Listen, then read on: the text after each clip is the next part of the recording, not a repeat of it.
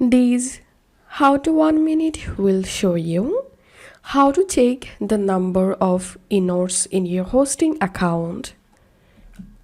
Follow these easy steps to check inodes in your cPanel. First of all, log into your cPanel and scroll down here. You will get this statistics section.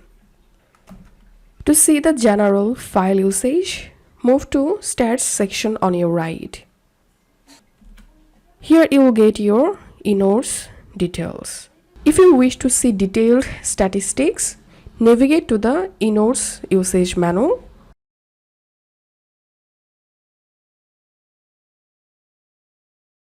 Under file section, you will get the inodes usage. So click on it and click on click here to expand list.